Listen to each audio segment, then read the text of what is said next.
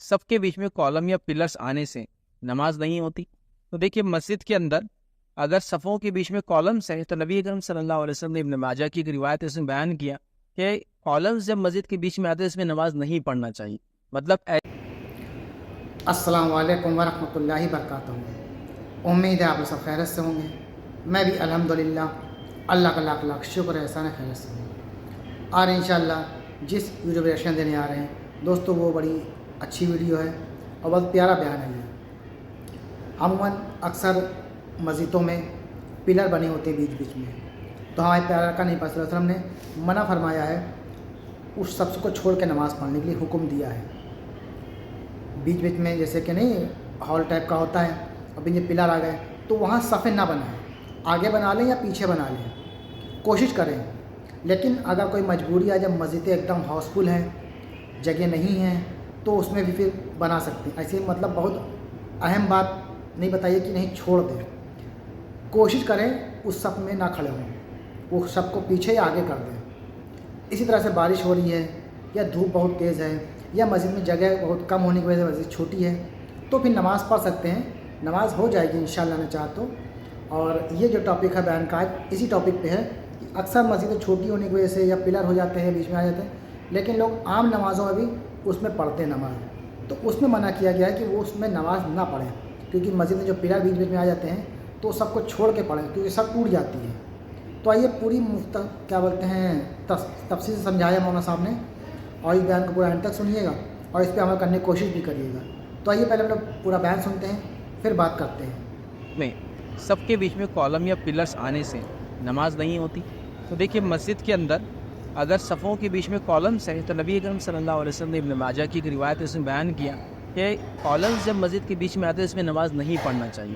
مطلب ایسی صف جس کو توڑنے کی ضرورت محسوس ہو کالمس کی وجہ سے، تو آپ نے فرمایا وہ چھوڑ کر نماز پڑھے، مطلب یا تو اس کے پیچھے پڑھے یا تو آگے پڑھے. تو جہاں کالمس ٹوٹ جاتے ہیں، بریک ہو جاتے ہیں، یاد رکھیں وہاں نماز نہیں پڑھنا چاہیے. یاد رکھیں مطلب صف کے اندر کالم آنے سے صف بریک ہو جاتی ہے، وہاں نماز پڑھنے سے احتیاط کرنا چاہیے. لیکن یہ جو منائی یاد رکھیے یہ حرمت والے درجے تک نہیں ہے، مطلب ایسی منائی نہیں ہے کہ حرام ہے وہاں نماز پڑھنا. جیسے کہ مثال کے طور پر مسجد کی چھوٹا ہونے کی وجہ سے آپ کو کالم کے بیچ میں پڑھنا پڑ رہا ہے، باہر زیادہ رش ہونے کی وجہ سے کالمس کے بیچ میں پڑھنا پڑ رہا ہے، باہر زیادہ تیز دھوپ ہونے کی وجہ سے آپ کو کالمس کے بیچ میں پڑھنا پڑ رہا ہے، ورنہ کیا ہوگا کچھ لوگوں کو باہر کا رہنا پڑے گا. بارش کی وجہ سے لوگوں کو اندر سیٹ کرنے کے لیے کالمس کے بیچ میں پڑھنا پڑ رہا ہے، جمعہ کے زیادہ رش کی وجہ سے کرنا پڑ رہا ہے، تو یہ جائز ایسے مسئلہ نہیں. مطلب یہ جو ممانعت ہے یہ حرمت کے درجے والی نہیں ہے کہ حرام ہے اس کے بیچ میں پڑھنا. لیکن اگر آپ احتیاط کر سکتے تو بالکل احتیاط کریں.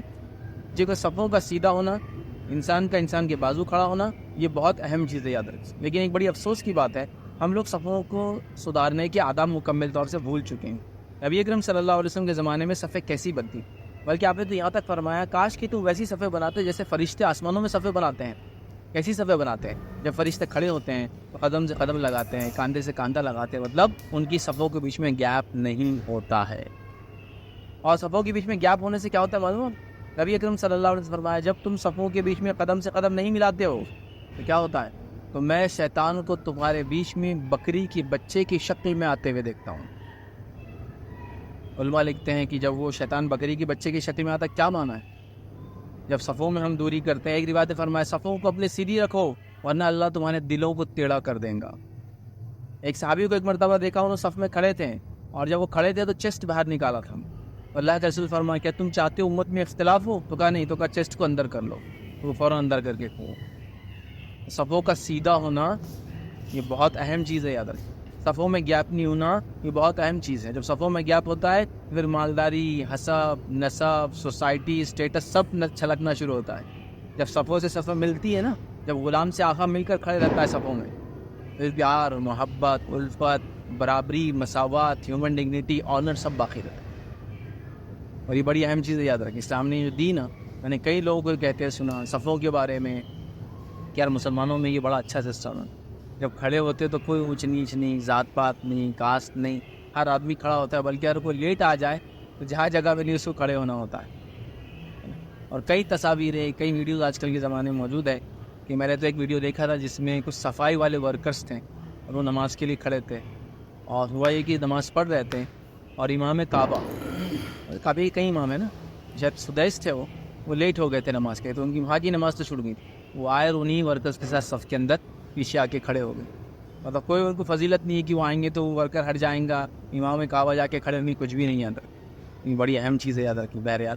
तो सफ़ों का सीधा होना बहुत इंपॉर्टेंट है, तो लिहाजा उसी वजह से ये अहकाम दिए गए।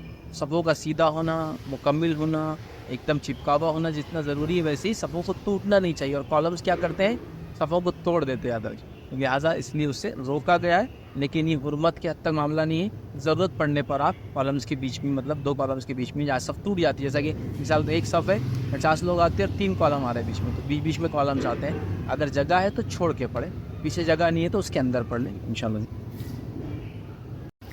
तो दोस्तों, ये था हमारा एक्शन जो आपने देखा नमाज के ताल्लुक़ से कि किस तरह से मस्जिदों के अंदर नमाज़ पढ़नी चाहिए।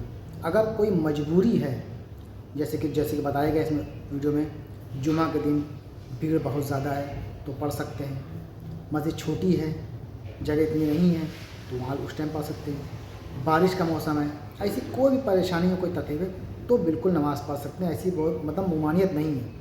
लेकिन कोशिश करें, आम नमाज़ों में लोग कम रहते हैं तो कोशिश करें पिलर अगर बीच में आता है तो वहाँ सफ़े ना बनाएं। इस चीज़ का ध्यान रखेंगे तो नमाज़ तो खैर हो जाएगी आपकी वैसे भी और ऐसे भी, लेकिन जो मना किया गया है उस पर अगर ध्यान देंगे तो ज़्यादा अच्छा है। ये सब चीज़ें बहुत कम ही लोगों को पता होती है दोस्तों, तो इस चीज़ का ख्याल रखिएगा और अपनी नमाज़ को मुकम्मल करिएगा सही तरीके से, तो इंशाअल्लाह ने चाहा तो आपकी नमाज़ें कबूल होंगी और हर इबादत कबूल होगी। बस ये कुछ बातें थी जो मैंने आपसे किया है। तो उम्मीद है आपको वीडियो हमारी अच्छी लगी होगी। वीडियो अच्छी लगी हो तो इसको शेयर करिएगा। हम मिलेंगे आपसे इंशाल्लाह नेक्स्ट वीडियो में।